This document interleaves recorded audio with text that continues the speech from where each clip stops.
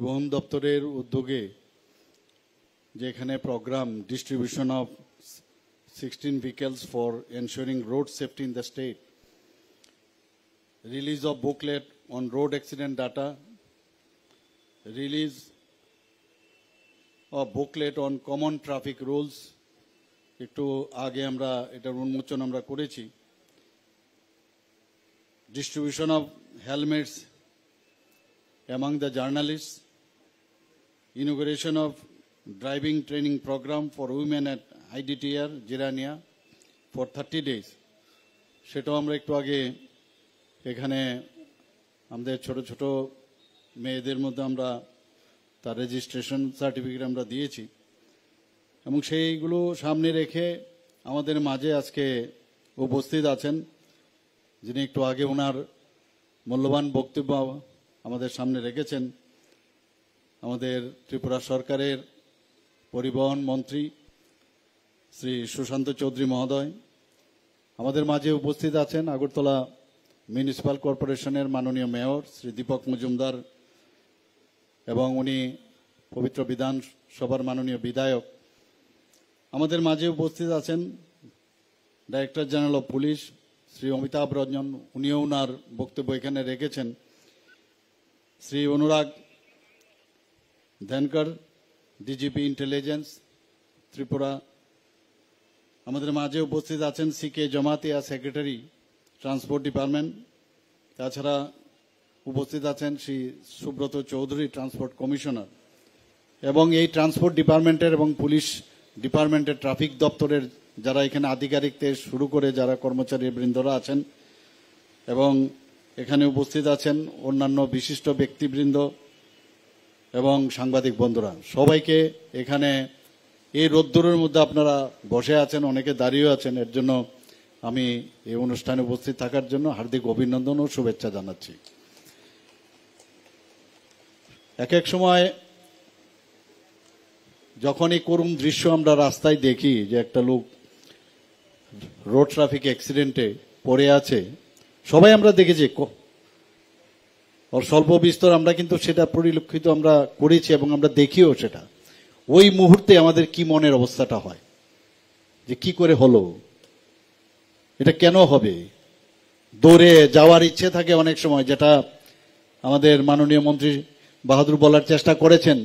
অনেক সময় আমাদেরও আরেক জায়গায় যেতে হয়, মনে করে এখন আমার এখানে সময় নষ্ট না করে আমি আমার কাজটা করি, কিন্তু ওই মুহূর্তে যদি সবাই আমরা ঝাঁপিয়ে পড়ি, ঠিক আছে ওই ব্যক্তি যিনি অ্যাক্সিডেন্ট হয়েছেন ওনাকে যে গোল্ডেন আওয়ার যেটা বলা হয় সেটাকে তো ওনাকে যে হসপিটালে নেওয়ার যা প্রয়োজনীয়তা সেটা কিন্তু আমরা মাঝে মাঝে ভুলে যাই। এই যে মানবিক বোধ সেটা কিন্তু সবার আসা উচিত। এটাও আমার মনে হয় আমাদের একটা গণজাগরণ হওয়া উচিত। ত্রিপুরার মানুষ এমনিতেই বন্যার বিষয়ে বিস্তর এখানে আলোচনা হয়েছে, যেখানে যায় মানুষ এভরিডে এই বন্যার থেকে মোকাবিলা করার জন্য সবাই আসছে, সাহায্যের হাত বাড়িয়ে দিচ্ছে। মাননীয় প্রধানমন্ত্রীজি দিয়েছেন, আমাদের মাননীয় স্বরাষ্ট্রমন্ত্রীজি, ইউনিয়ন হোম মিনিস্টার দিচ্ছেন, আর এখানে আমাদের ত্রিপুরা সরকারের তরফ থেকে আমরা তো করছি। এই যে মানবিকতা বোধ আমাদের মধ্যে, বিশেষ করে আজকের দিনে আমরা যে কারণে এখানে আমরা সবাই সমবেত হয়েছি সেটাকে সামনে রেখে এটাকেও একটা ড্রাইভ দেওয়া উচিত যে কোথাও কোনো অ্যাক্সিডেন্ট হলে আমরা সবাই ঝাঁপিয়ে পড়বো। আমি দেখেছি ওই যে যখনই ঘটনাটা হয়, যে ব্যক্তিকে আমরা কোনো সময় দিন মূল্যায়নও করি না, ওই ব্যক্তি কিন্তু চলে আসে ওকে বাঁচানোর জন্য। এরকম বহু ঘটনা আমরা দেখি, কিন্তু অনেক লোক আছে আমরা জানি যে পাশ কাটিয়ে চলে যায়। এটা যেন না হয়, অন্ততকে যাই কি হচ্ছে দেখি, গোল্ডেন আওয়ারে যাতে সে ঠিকভাবে পৌঁছায়, ওখানে গাড়ির ব্যবস্থা করি। এই যে বিষয়গুলো, আর এখানে তো আমরা দেখছি একজন ব্যক্তিকে নিয়ে যাওয়ার জন্য স্বাস্থ্য দপ্তর থেকে আরম্ভ করে আমাদের ট্রাফিক ডিপার্টমেন্ট ওরা কিন্তু এভাবে ট্রেনিংও দেয় কিভাবে নিতে হয়, তাকে ট্রান্সপোর্টেশনও ভেরি ইম্পর্টেন্ট।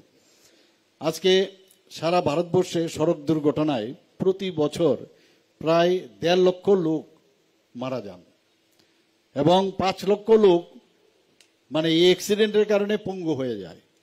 ভাবুন একবার, এতগুলো লোককে আমরা হারাচ্ছি। যাকে আমরা হারাচ্ছি তার ফ্যামিলির কি অবস্থা হবে, তার মানসিক অবস্থা কি হবে, তো সেটা আমরা দেখতে পাচ্ছি। আর এখানে যেটা এখানে আমার পূর্ববর্তী বক্তারা বিস্তরভাবে এখানে আলোচনা করেছেন। যত দিন যাচ্ছে বছর পর বছর এখানে যানবাহনের যানবাহনও তার সংখ্যা বাড়ছে আর অ্যাক্সিডেন্টও বাড়ছে।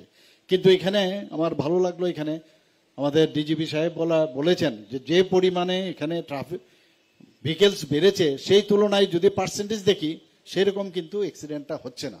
তো এটা একটা ভালো লক্ষণ, হয়তো বা উনি স্টাডি করেছেন, আমরাও এটাকে স্টাডি করে তার ডাটা আমরা দেখবো এটাকে।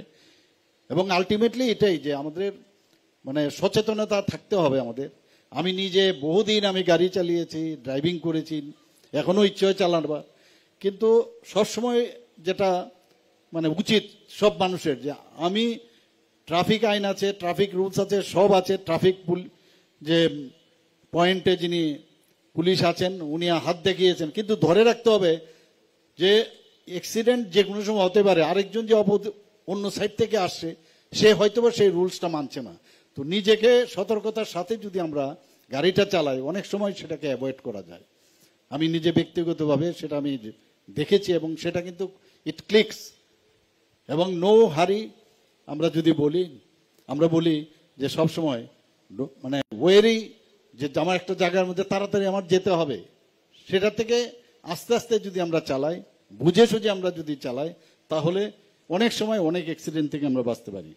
এবং এই অ্যাক্সিডেন্ট থেকে বাঁচাবার জন্য আমাদের লাইন দপ্তরগুলো যেটা আছে, আমাদের পুলিশ ডিপার্টমেন্ট, আমাদের পরিবহন দপ্তর, পূর্ত দপ্তর এবং স্বাস্থ্য দপ্তর, এগুলো সবাই মিলে কিন্তু আমরা মানে নিয়মিত আমরা কিন্তু কাজটা করি। এবং আমরা এখানে আলোচনা হয়েছে অলরেডি যে নেশা করে যে যারা অনেক সময়, আজকাল তো আমরা দেখেছি ত্রিপুরাতে মানে অনেক জায়গায় বিশেষ করে যারা অল্প বয়সের ছেলেরা যারা আছে তাদের মধ্যে কিন্তু এই নেশা করার যে একটা প্রবণতা, আমরা যেটা বলছি যে নেশামুক্ত ত্রিপুরা আমরা চেষ্টা করছি, কিন্তু তারপরেও নেশা করে যখন সে ভেহিকেলসটা চালায় তখন কিন্তু অ্যাক্সিডেন্টের প্রবণতাটা বেশি থাকে। তো তার থেকে আমাদের সবাইকে দেখে রাখতে হবে। নেশা তো আমরা মুক্ত করার চেষ্টা করছি, তারপরও যে মানে অ্যাওয়ারনেসের মাধ্যমে সেটা ওনাদের কাছে পৌঁছাতে হবে। এবং যেটা ট্রাফিকের যে নিয়ম কানুন সেটাকে মেনে চলা।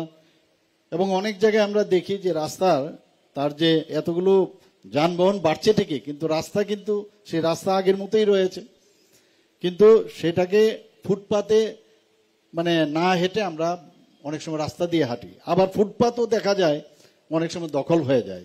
তো সেই সব কারণেও কিন্তু অ্যাক্সিডেন্টের প্রবণতাটা বাড়ে। যত্রতত্র পার্কিংয়েরও আমরা দেখেছি, যেখানে খুশি আমি গেলাম কোথাও গিয়ে আমার গাড়িটা রাখলাম, যেখানে নো পার্কিং জোন সেখানেও আমি গাড়িটা রেখে দিলাম, আমার গাড়িটা যে স্কুটার বা মোটরসাইকেল নিয়ে গেলাম সেটা আমরা রেখে দিই। এইসব কারণেও কিন্তু আমাদের অ্যাক্সিডেন্ট হওয়ার প্রবণতা আমাদের থাকে। ত্রিপুরাতে এখন পর্যন্ত রেজিস্ট্রিকৃত যে যানবাহন তার সংখ্যা হচ্ছে 7,87,203টি, এবং এর মধ্যে এই টু হুইলার যেটা এর মধ্যে 5,56,000।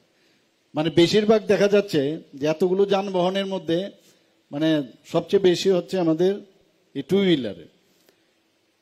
তো গত 6 বছরে এখন ত্রিপুরাতে আমরা যে সংখ্যা আমার কাছে আছে প্রায় 3,360টি সড়ক দুর্ঘটনা হয়েছে, এর মধ্যে 1,340 জনের মৃত্যু হয়েছে এবং 3,724 জন আহত হয়েছে। হয়তো অনেকে বলবেন যে আপনি সড়ক দুর্ঘটনা বলছেন 3,307, অথচ আহত হয়েছে 3,724।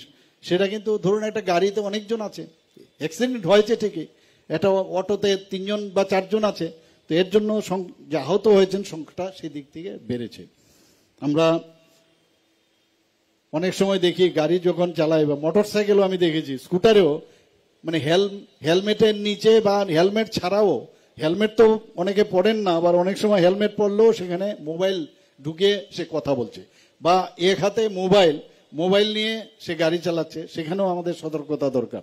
আমরা মাননীয় সুপ্রিম কোর্ট 2014 সালের 12 এপ্রিল সড়ক সুরক্ষার উপর একটা কমিটি গঠন করেছে, এবং সেই supreme court committee on road safety নামে সেটা আমরা বলি SCCORS। এবং সেটা কিন্তু আমরা ত্রিপুরাতেও রাজ্য স্তরীয় আমরা এই যে স্টেট রোড সেফটি কাউন্সিল আমরা গঠন করেছি, তাছাড়া স্টেট রোড সেফটি কমিটিও আমরা গঠন করেছি। যারা স্টেক হোল্ডার যারা আছেন তাদেরকে নিয়ে একটা মানে তাদের যারা প্রতিনিধিরা আছেন তাদেরকে নিয়ে একটা লিড এজেন্সি আমরা এখানে করেছি। একটা নোটিফিকেশন আছে, সেই নোটিফিকেশনে এটা বলা হয়েছে, এটা হয়েছে 2017-তে 31শে জানুয়ারি। কি বলা হয়েছে যে সিট বেল্ট আমাদের বাধ্যতামূলক, কিন্তু আমরা কোথায় সিট বেল্ট? ত্রিপুরাতে কিন্তু এখনো দেখি নাই সিট বেল্ট বলতে। আমি যারা ট্রাফিক দপ্তরে আছে আমি ওনাদেরকে অনুরোধ করব আপনারা একটু স্ট্রিক্ট হন, আপনারা এটা ধরুন। আমার মনে আছে ত্রিপুরা ঠিক 80-র দশকের শেষ বা মাঝখানের দিক দিয়ে ত্রিপুরাতে কিন্তু ট্রাফিক দপ্তর তখন ছিল না। তখন আইপিএস অফিসার মদ্দা মোহনজি, he was my patient also, তো উনি আমার কাছে আসতেন এবং উনার সময়ে ট্রাফিক এখানে শুরু হয় এই জায়গায়। এবং আজকাল ট্রাফিকে আমরা দেখি মহিলাদের, উনার সময় কিন্তু ট্রাফিকে মহিলাদের যোগদান হয়। আমার কাছে অবাক লাগছিল, আরে মহিলারা কি করে ট্রাফিকে আসবে, কিন্তু সেই দিনটি আমার এখনো মনে আছে। And he was a really A dynamic IPS officer, if I am not wrong. তো ওই সময় শুরু হয়েছিল। এবং আমি এখানে যারা আছে এবং মিডিয়া বন্ধুদের মাধ্যমে আমি এটাই বলবো যে পুলিশকে ভয় পাওয়ার জন্য যেন হেলমেট না পরেন, নিজেকে বাঁচানোর জন্য যেন হেলমেটটা পরে। কারণ আমি জানি, আমি নিজেও একজন ম্যাক্সিলোফেসিয়াল সার্জন, আমি নিজেও অনেক পেশেন্ট এগুলো দেখতাম। মানে face and head is the primary area যেখানে যখনই রোড ট্রাফিক অ্যাক্সিডেন্ট হয় এই জায়গাটা হয়। এর জন্য হেলমেটটা যদি আমরা পরে রাখি, এবং মানে যেটা বললাম যে নিজেকে বাঁচানোর জন্য হেলমেট পরানো দরকার। এবং আমি পরিবহন দপ্তর, বিশেষ করে আমাদের মাননীয় মন্ত্রী বাহাদুরকে আমি ধন্যবাদ দেব যে আজকে সাংবাদিক বন্ধুদের মাধ্যমে উনি হেলমেট বিতরণ করবেন। এবং হেলমেটে অনেক মানুষ বাঁচতে পারে, এবং সেটা আমি ওনাদের মাধ্যমে আমি বলবো যে সমস্ত মানুষ, বিশেষ করে যারা ইয়াং জেনারেশন, তাদের কাছে যাতে এই বার্তাটা যায়, যাতে হেলমেট যেন আমরা পরিধান করি। 2017-এর একটা নোটিফিকেশন ছিল, সেখানেও স্পিড গভর্নর নামে সেটা বাধ্যমূলক করা হয়েছিল। আমাদের যে ন্যাশনাল হাইওয়েগুলো আছে সেখানেও কিন্তু যে একটা মানে নোটিফিকেশন আছে যে 100 মিটার দূরে যে কোনো ফরেন লিকুয়ার শপ বা যে কোনো লিকুয়ার শপ সেখানে যেন না হয়। মানে কিন্তু সেগুলো আমি এখানে পরিবহন দপ্তর থেকে শুরু করে আমি ট্রাফিক দপ্তরকে বলবো এইগুলোর দিকে আপনারা একটু নজর দিন। যখন ন্যাশনাল হাইওয়ের 100 মিটার দূরে এই ধরনের লিকুয়ার শপ হওয়া উচিত, এবং সেটাকে পুঙ্খানুপুঙ্খানুভাবে তার রিপোর্ট আমাদের কাছে নিয়ে আসবেন, এবং সেগুলো যাতে সরানো হয় সেই ব্যবস্থাটা করবেন।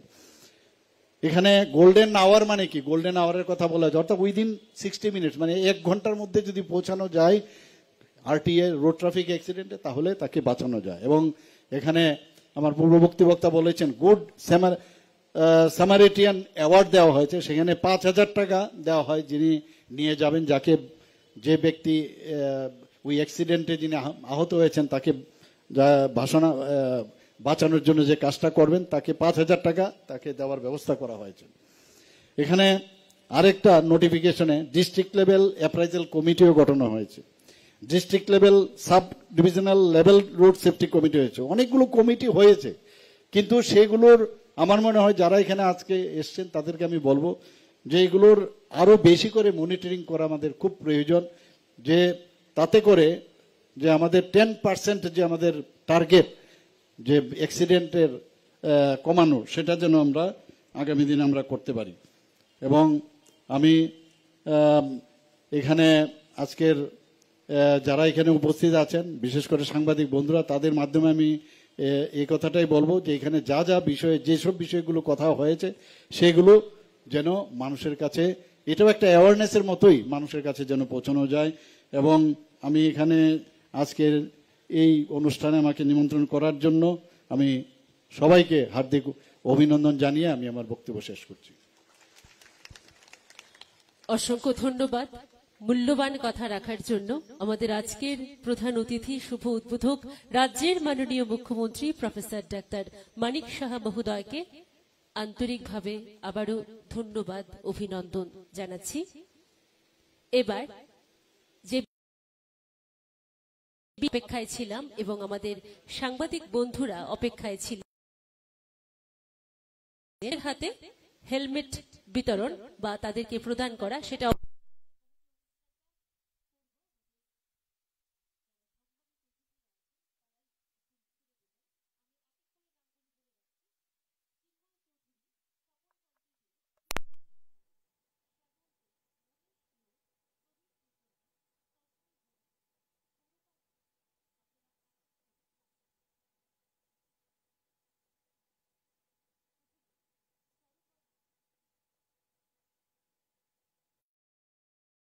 আন্তরিকভাবে অনুরোধ করছি সাংবাদিক বন্ধুদেরকে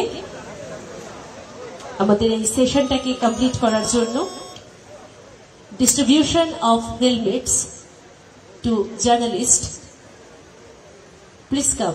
স্বরূপা নাহা অবশ্যই হেলমেটটা তুলে দেবেন।